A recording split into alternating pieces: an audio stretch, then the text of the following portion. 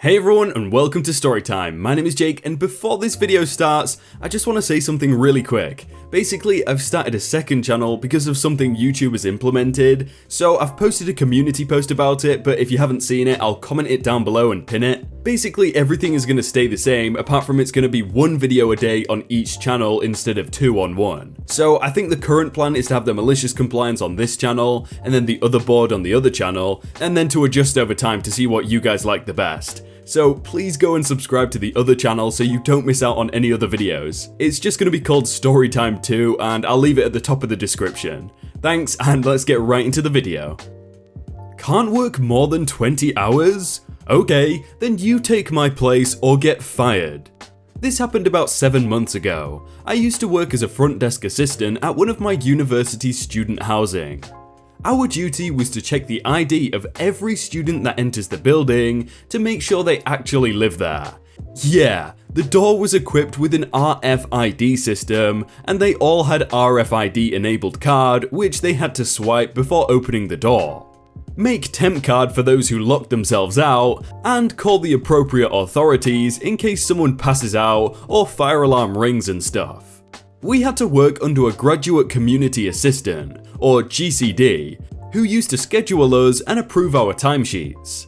The university policy regarding student employment was students were not allowed to work for more than 20 hours. Under certain conditions, the students could make it up to 25 hours, but the supervisor had to approve the timesheet. GCD used to change every few years. As they graduate, new graduate students would replace them. During my junior year, a new GCD was appointed in our building. We'll call her Ellen. She always used to try and boss over student employees. Everybody hated her. Let's fast forward a few months. I got a co-op offer on one of the reputed companies on my field for the next term and summer. So I emailed her the same day I got my offer letter saying I won't be able to work next term. The next day I met her at work. She came over to my desk and asked whether it was paid co-op or unpaid. It was paid co-op and the pay was $8 more than her hourly pay. I subtly disclosed that as she always used to be bossy over us. Boy oh boy, she really did make the rest of term hell for me. Remember, I worked in that building for the last 2.5 years and knew all the residents on the first name basis, so I never had to check their ID card. But she made me check the card of every individual passing through the gate. Now comes the best part. The girl, Max, was supposed to work after me and always used to come late, so I had to stay on the desk until she came. If she was late for more than 15 minutes, I would put that half hour under my name. I was getting paid for that, so I didn't make a big deal. Because of situations like these, we were only allowed to schedule for 20 hours max, but we can work for 25 hours max. At one time, she didn't show up for her shift at all, so I stayed throughout her shift. This caused my total hours to reach above 20. On the day of approving the timesheet, Ellen called me to her office and asked me why my hours exceeded 20. I explained what happened, then she started saying I wasn't allowed to work more than 20 and she can't approve my 2 hours about 20. Apparently, I had to email her a day prior to working someone else's shift and it had to be approved. Cue malicious compliance. Remember, front desk assistant was the first emergency responders, so it was emphasized in our training that the desk should never be left vacant, which is why I continued to work even after someone didn't show up. After that day, if Max became more than 5 minutes late, I would call Ellen to look after the desk.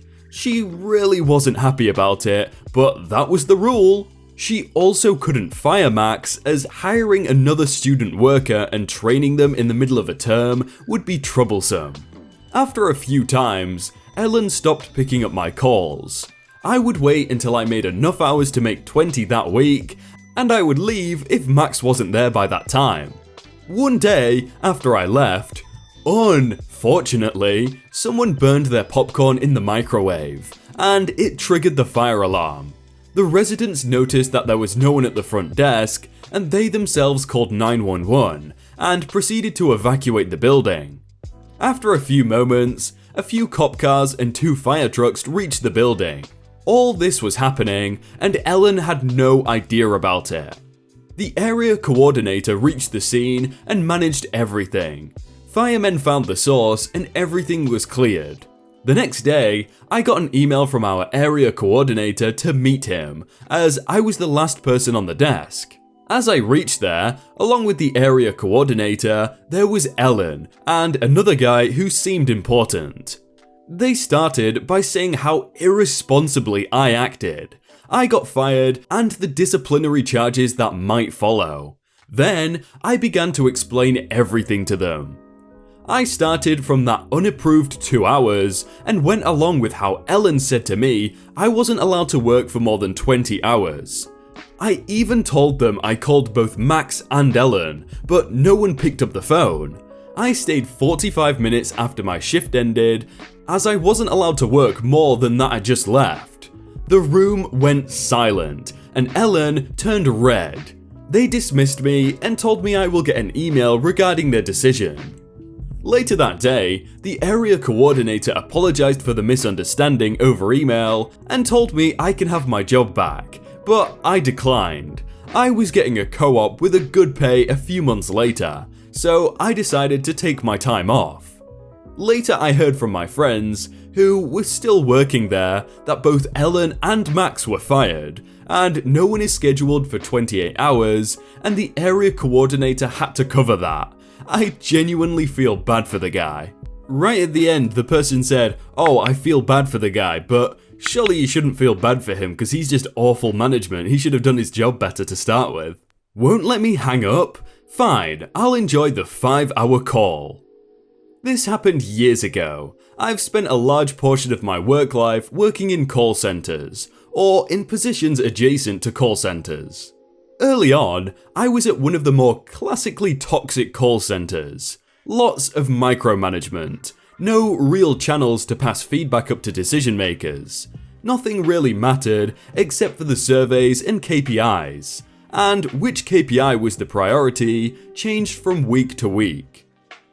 There were issues with spotty agents hanging up really early in a call and claiming it was a disconnect, and similar avoidance, so management fussed with our phone systems and made it literally impossible for any of us to actually hang up a call. If we got an abusive caller or a similar problem, we were supposed to let our team leads know, but the team leads really never did anything about the yellers or perverts. Because I turned up on time and didn't cause problems, I got promoted into our second tier pretty quickly. You know, the people who you actually talk to when you demand a supervisor.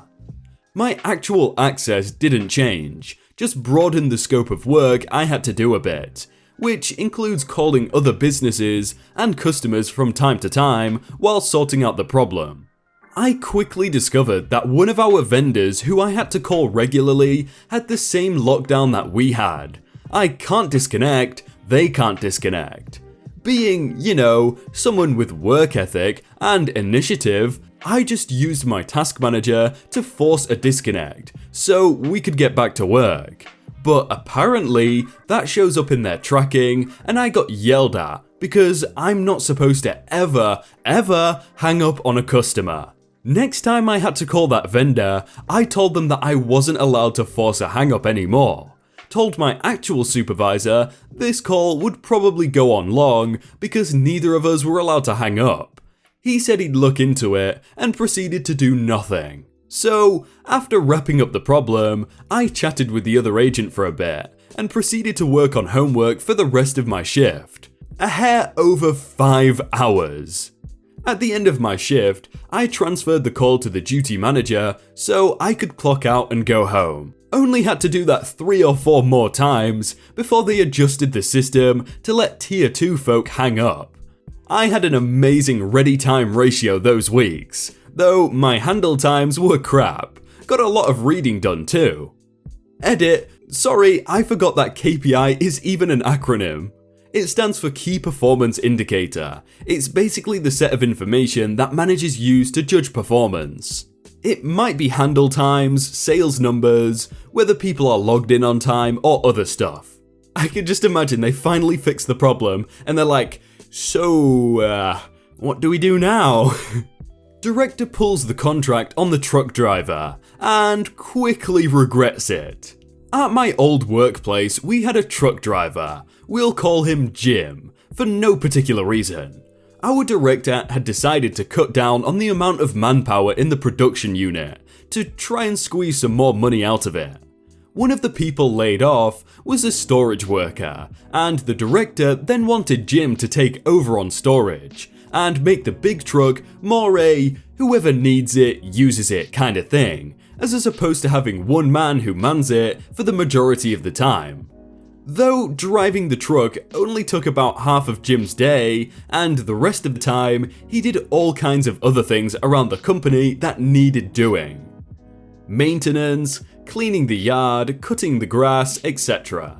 Now, my boss had made a fair fuss about this during the meetings where this was decided, since Jim being on that truck was a very good thing for the company, but alas, director didn't want to listen. They had a meeting where Jim and the 3 people who were the likely candidates for using the truck were informed of this change. The storage worker had been fired the same day. Now, nobody was really happy about this. One of the practical problems is, when you have multiple people using a tool, whether it be a hammer, a power drill, or a truck, it becomes a mess to coordinate. Who needs it when, who handles what in regards to maintenance, and so on and so on. But none were more unhappy than Jim, and he quite openly said that storage worker wasn't his job, to which the director made one of many big mistakes in this whole streamlining process he was doing to the production unit. He pulled out the contract that had a highlighted work in the production bit. So what kind of malicious compliance does an angry former truck driver get up to? Well, glad you asked. Very simply, he stopped doing anything that wasn't related to production. Examples of minor things Jim stopped doing: buying basic groceries for the production office, milk, sugar, etc. He stopped bringing breakfast to the production workers. Jim drove to a local sandwich maker and picked up breakfast and lunch for most in the production, meaning that now everybody went on their own, creating massive amounts of delay in every department, maintaining order in the yard so everything stored out there was easy to find and traffic could go through easily. But the very best thing he stopped was clearing away snow. You see, one of the many things Jim did was if there was a forecast for snow, he'd set an alarm at 4 AM, only to look out the window, and if he needed to clear snow, he'd just go to work and make sure the snow was cleared and the roads salted for when everybody else arrived. And that he also stopped. And this particular year, winter hit us pretty suddenly, so there was quite a bit of snow and ice all over the place, including the main office building's parking lot. Now Jim, being the absolute champ that he was, had made sure that the production unit had been cleared, but left the main office building, on the other side of the road, to fend for itself. And since we, in the production, meet in earlier than the office people did, we could stand there and watch as they started arriving, and half their parking spots had so much snow in them that they were unusable, and how their cars just skipped around on the ice under the snow. It was glorious. 3 cars were lightly damaged, and one took a pretty hefty hit as he clipped the corner of the concrete building. And no less than 9 people fell on the ice, including the director himself, which resulted in about 45 production workers standing inside our machine hall, almost weeing themselves laughing. Oh, an edit. I forgot to mention a little fun thing. Later that day, an email was sent out across the whole company, asking if anyone knew why the external contractor we had hired to clear snow had stopped. Apparently, the office nuts had no clue that it was Jim who cleared the snow for them every morning during the winter. I would have loved to see the face of that director when he realized that Jim was actually the one who cleared all the snow. Oh, it would have been absolutely beautiful. Hey everyone, I hope you all had a really good day and that you enjoyed that video. If you want to check out some other videos, then click on screen right now, or check out the playlist down below. If you enjoyed that video, then please do leave a like. And if you want to submit your own stories, then you can do so by joining the Discord in the top link in the description. But thank you so much for watching, and I will see you very soon.